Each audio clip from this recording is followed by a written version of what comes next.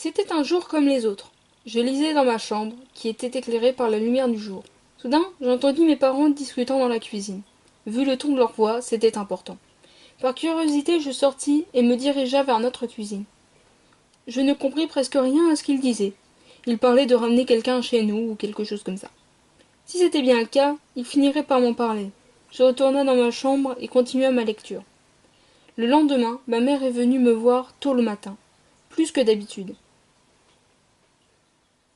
Elle m'a dit qu'il fallait qu'on aille chercher quelqu'un.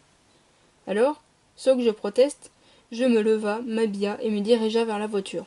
Le trajet était long, et ma mère semblait stressée. Une fois que nous fûmes arrivés, je vis ma cousine, Dol, accompagnée de quelqu'un que je ne connaissais pas. Cette personne parla quelques minutes avec mes parents, avant que Dol fasse un pas en avant. Ma mère me prit alors par le poignet et m'emmena, ainsi que Dol, dans la voiture. Pendant le trajet du retour, tout était silencieux. Dol ne disait aucun mot, et ne faisait que trembler et regarder ses mains. Une fois à la maison, ma mère l'emmena dans le bureau de mon père. Pour l'instant, je ne savais pas ce qui se passait. Cela faisait déjà une semaine que moi et Dol vivions ensemble. Elle parlait très peu et pleurait à chaque fois que mes parents voulaient prendre la voiture. J'ai essayé maintes et maintes fois de lui demander pourquoi elle était comme ça. Mais à chaque fois, ma mère me disait d'un ton sévère: Tu veux bien la lâcher, oui?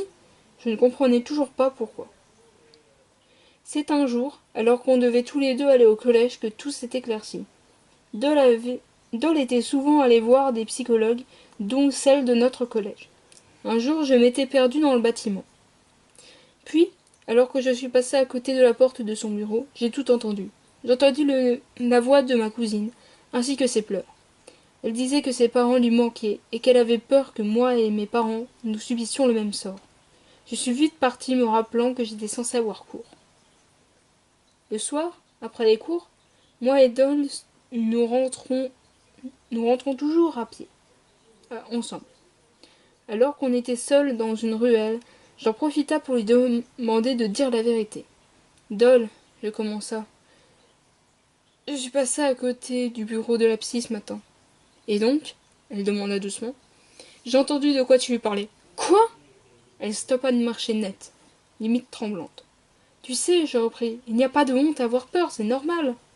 Si tu le dis, elle fit. Mais j'aimerais savoir pourquoi tu as peur pour nous. Qu'est-ce qui est arrivé à tes parents? Eh bien, ils sont morts dans un accident de voiture et la dernière chose que je les ai vus faire, c'était se disputer. Se disputer à cause de moi.